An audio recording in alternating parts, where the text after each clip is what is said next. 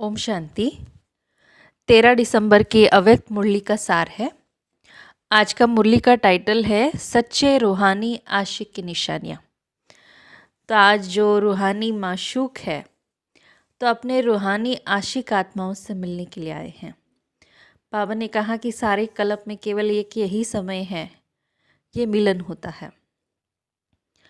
तो कैसे आत्माएं जो है रूहानी आकर्षण से आकर्षित होकर अपने सच्चे माशूक को जान लिया और पा लिया। तो बाबा कहते फिर यथार्थ ठिकाने भी पहुंच ही गए। तो ऐसा सर्व प्राप्ति कराने वाला माशूक तो कभी किसी कल्प में नहीं मिल सकता। तो बाबा ने कहा कि आशिक और माशिक को मिलना है तो मिलने का स्थान भी बहुत श्रेष्ठ होना चाहिए। तो ऐसा बाबा ने कहा या तो देखो मिलने का जो स्थान है या तो होता है समंदर के किनारे या तो फूलों का बगीचा। तो बाबा ने कहा ये रूहानी वह गॉडली गार्डन है, बगीचा है, अल्लाह का बगीचा है। या फिर बाबा ने कहा ये ज्ञान सागर के किनारे रूहानी मिलन का ये स्थान बना हुआ है। दुनिया में ऐसा कहीं स्थान नहीं होगा। इस रूहानी बगीचे में बाबा ने कहा एक से बढ़कर एक खिले हुए फूल, एक से एक श्रेष्ठ सुंदरता से अपनी खुशबू दे रहे ना। ऐसा बगीचे में बाप दादा मिलन मनाने के लिए आए हैं। ऐसा बीच बाबा ने कहा समंदर का किनारा जहाँ ज्ञान सागर के स्नेह की लहरें, शक्ति की लहरें, भिन्न भिन्न लहरें लहराते हुए आत्मा को रिफ्रेश कर देती है। तो इस स्थान पर स्वच्छता भी है तो रमणीकता भी है, सुंदरता भी है तो सर्व प्राप्तियाँ भी है। तो बाबा ने कहा जहाँ आने से मोहब्बत की लकीर के अंदर हम पहुँचते ही अनेक प्रकार के मेहनत से छूट जाते हैं। और सबसे बड़ी मेहनत तो नेचुरल याद की है, सहज अनुभव होता है। तो बाबा ने कहा देखो मधुबन जहाँ पहुँचते हैं तो नौकरी भी कुछ समय के लिए छुट्टी लेकर के आते हैं, भोजन बनाने से भी छूट जाते हैं, सब बना बनाया मिलता है। तो याद स्वतः ही अनुभव होता है और ज्ञान रत्नों से झोली भी भर जाती है। तो बाबा ने कहा स्नेह की निशानी विशेष कहा जाता है कि दो दो न रहे लेकिन दो मिलकर एक हो जाए, समा जाना। तो इसी स्नेह की स्थिति को लोगों ने क्या सोच लिया कि आत्मा परमात्मा में जाके समा जाएगी या लीन हो जाएगी। लेकिन बाबा ने कहा लव में लीन होने की स्थिति है।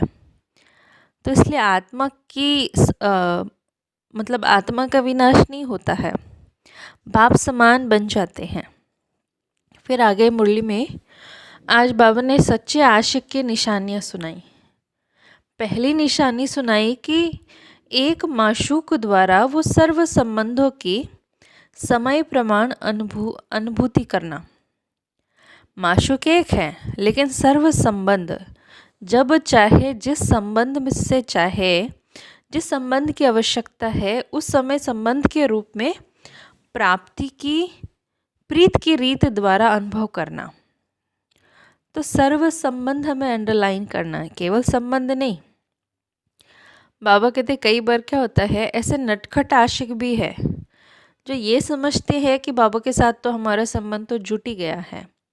लेकिन बाबा ने कहा सोचने वाली बात है कि सर्व संबंध जुटा है, समय पर संबंध की अनुभूति होती है। अच्छा नॉलेज के आधार पर संबंध है वह हमारा दिल की अनुभूति से संबंध है। क्योंकि बाप दादा तो सच्ची दिल पर ही राज़ी है, दिमाग वालों पर नहीं। दिलाराम बाप है तो दिल का अनुभव दिल ही जाने। समाने का स्थान भी तो दिल ही है, दिमाग नहीं। नॉलेज को समाने का स्थान जो है वो दिमाग है, लेकिन माशूक को समाने का स्थान तो दिल ही है। तो इसलिए बाबा ने कहा कोई कोई आशिक दिमाग ज़्यादा चलाते हैं, दिल से दिमाग की मेहनत तो आधी हो जाती है। जो दिल से सेवा करते हैं, याद करते हैं, उन्हों की मेहनत भी कम लगती है और संतुष्टता ज़्यादा होती है। और जो दिल के स्नेही है, स्नेह से याद नहीं करते हैं लेकिन सिर्फ नॉलेज के आधार पर दिमाग से सेवा करते हैं, तो उन्हें मेहनत भी ज़्यादा करनी पड़ती है और संतुष्टता भी कम होती है।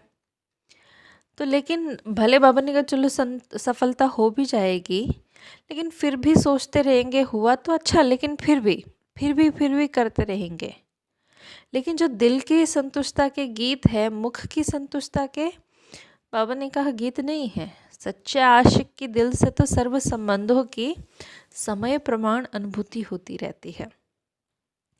फिर बाबा ने सच्चे आशिक की दूसरी निशानी सुनाई कि सच्चे आशिक हर परिस्थिति में, हर कर्म में सदा प्राप्ति की खुशी में होंगे। एक होता है अनुभूति होना, दूसरा होता है उस अनुभूति से प्राप्ति होना।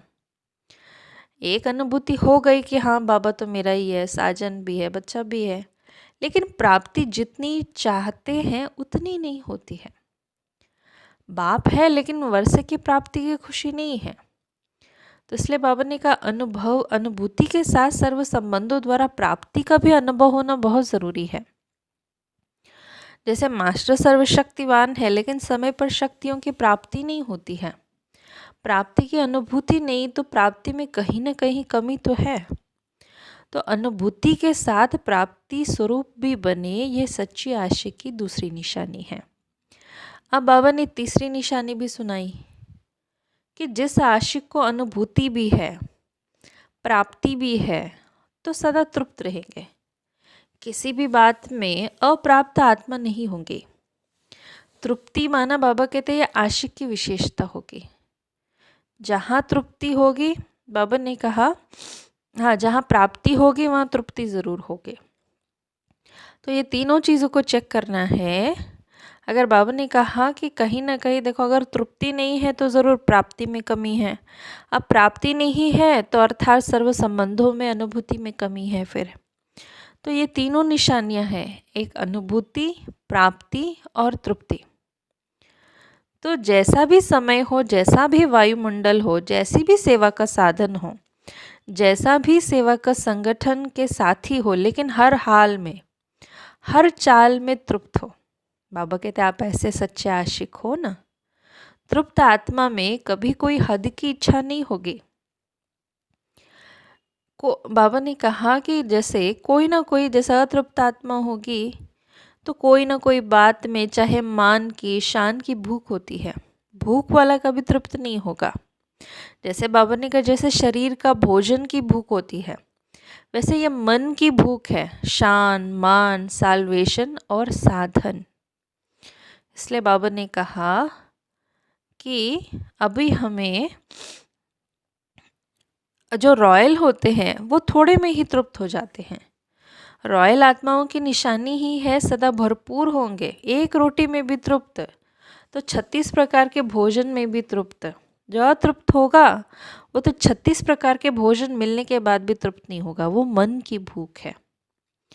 तो इसलिए बाबा ने कहा आप सोचो हम किसके आशिक हैं। जो सदा संपन्न है, ऐसे माशूक के हम आशिक हैं।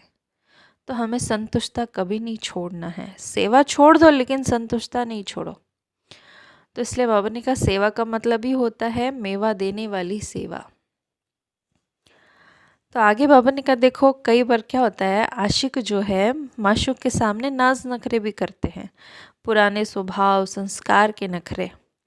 जहाँ मेरा स्वभाव, मेरा संस्कार आता है वो भी नाज नखरे हो गया। बाबा का स्वभाव सो मेरा स्वभाव। तो इसलिए बाबा ने कहा मेरा स्वभाव बाबा से भिन्न नहीं हो सकता, ये माया का स्वभाव है, पराया स्वभाव है। माया पराई अपनी थोड़ी है। तो माया के स्वभाव को मेरा कहना, बाबा कहते ये भी तो गलत है।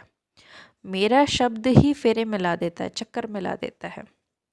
भले बाबा ने कहा देखो नाज नखरे करो, लेकिन वो रूहानी नाज नखरे हो, मैं तेरी और तू मेरा, ऐसे भिन्न भिन्न संबंधों की अनुभूति की रूहानी नखरे भले करो। बाबा कहते हैं तो पवित्रता के नाज नखरे भले करो, स्नेह के करो, भिन्न भिन्न संबंधों के करो अगर करना ही है तो। और बाबा ने कहा कि सदा हाथ और साथ ही सच्चे आशिक की माशूक की निशानी होती है। सदा बुद्धि का साथ हो और सदा बाबा के हर कार्य में सहयोग का हाथ हो। अच्छा, वरदान है सदा श्रेष्ठ और नए प्रकार की सेवा द्वारा वृद्धि करने वाले सहज सेवाधारी भव। संकल्पों द्वारा ईश्वरीय सेवा करना ये भी सेवा का श्रेष्ठ और नया तरीका है। जैसे जवाहरी रोज सुबह अपने हर रतन को चेक करता है, साफ करता है कि चमक ठीक है, ठीक जगह पर रखे। ऐसे रोज अमृत वेले अपने संपर्क में आने वाले आत्माओं पर संकल्प द्वारा नजर दौड़ाओ। जितना आप उन्हों के संकल्प से याद करेंगे उतना वह संकल्प उन्हों के पास पहुंचेगा। इस प्रकार सेवा का नया तरीका अपनाते वृद्धि करते चलो। आपके सहज योग की सूक्ष्म शक्ति आत्माओं को आपकी तरफ स्वतः आकर्षित करेगी। स्लोगन है, बहानेबाजी को मर्ज कर और बेहद की वैराग्य वृत्ति को इमर्ज करो। ओम शांति।